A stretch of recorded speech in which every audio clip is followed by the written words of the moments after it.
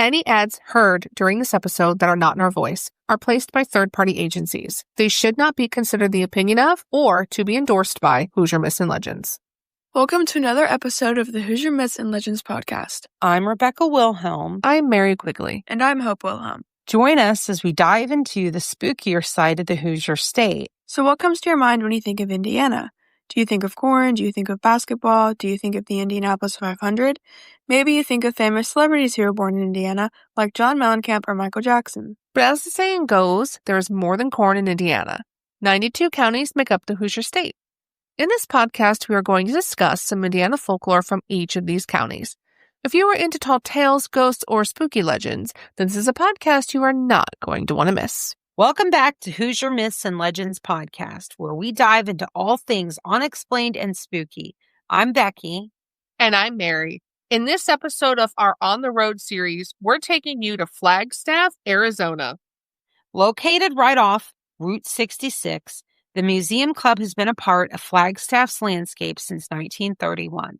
But this isn't just any old building. It's a log cabin with an incredible history that still lingers in the form of unexplained events and ghostly sightings. From an owner that never left to music that still lingers long after the last note was played, this place has witnessed nearly a century of history, tragedy, and spirits. Welcome to the Haunted Museum Club.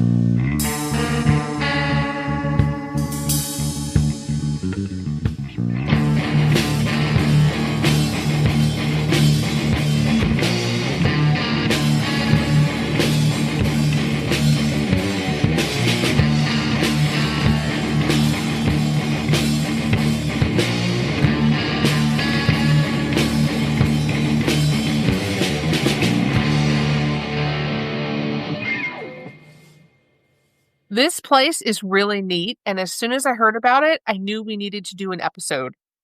Yeah, it is really neat. Now, the story of the Museum Club begins with a man named Dean Eldridge.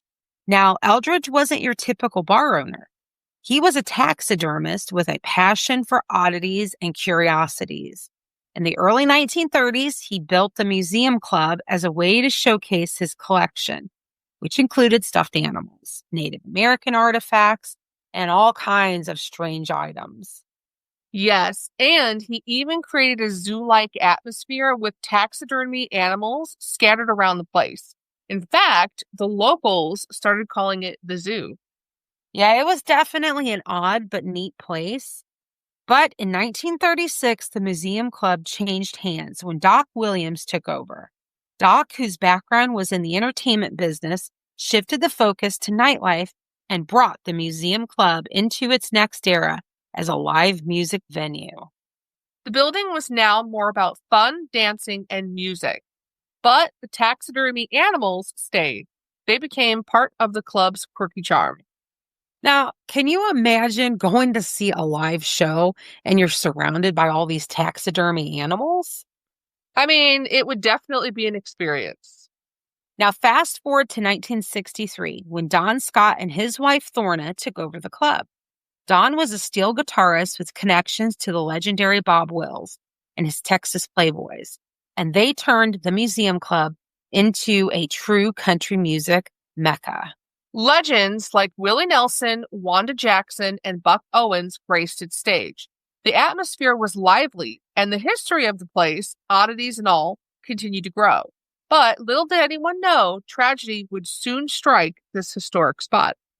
In 1973, Thorna Scott tragically fell down a flight of stairs inside the building and later died from her injuries. Don, who was grief-stricken, couldn't cope with the loss. Just 2 years later, in 1975, Don Scott ended his life in front of the fireplace in the club. It was an incredibly tragic end to a man who had put his heart and soul into the museum club. But even after their deaths, it seems that Don and Thorna weren't ready to leave their beloved club behind. And that's where the paranormal experiences at the museum club really started to emerge. Since Don and Thorna's passing, the club has been a hotbed of ghostly activity. Staff and patrons alike have reported strange occurrences that seem to defy logical explanation. It's as if Don and Thorna never left the place. One of the most common reports is the sound of footsteps echoing through the rooms. Picture this. It's the middle of the night, the club is closed, and you know that you are the only one there. You're all alone. And yet, you hear footsteps. You think maybe someone broke in, but when you investigate, no one is there. And that's not all. You've seen flickering lights, felt strange cold spots, and even the feeling of being watched when no one is around. It's almost like something or someone is lingering just out of sight. Nope, absolutely not. I'm out. And then there's the back bar. Many people have claimed to see the figure of a woman who looks an awful lot like Thorna. And sometimes she's standing by the bar, and sometimes you can see her moving around in the shadows. Some people believe Thorna is still watching over the place she once called home, but it doesn't stop there. No, of course not. So there's another story that's even more creepier. And this one was shared by a former tenant of the museum club. This person recalled being pinned down by a female spirit who whispered, "You only need to fear the living," before disappearing. And this tenant was so scared they left and they've never come back. Yikes. And while we're on the subject of eerie experiences, let's talk about the musicians who have played at the museum club. Many performers have reported strange happenings while on stage. Instruments mysteriously detuning, equipment malfunctioning, and even entire sound systems shutting down with no explanation. So is it like they're playing pranks on the musicians? Possibly, or they're just trying to get their attention. So it's not just the musicians either. The staff there have reported doors opening and closing on their own. And some even feel like there's a sense of unease when working alone at night. And a few have claimed to feel as though someone is standing behind them when no one else is there. What's interesting is that despite all of this paranormal activity, the museum club has continued to be a thriving venue. They have. And there are still live shows every week, and it remains a popular location for tourists and locals to this day. Also, the museum club embraces its haunted history. They don't shy away from it. They even let paranormal investigators go on ghost hunting tours after hours. They do. Plus, there's a lot of paranormal enthusiasts who will stop in to experience the live music and hope to catch a glimpse of the ghosts. It's a really neat place, though. Even if you don't spot a ghost, you'll have a great time enjoying the music and the historic atmosphere. So, if you find yourself traveling along Route 66, be sure to stop by Flagstaff and check out the museum club. It's more than just a bar or a nightclub. It's a place with stories to tell, both the living and the dead. And who knows, you might even see a ghost or two.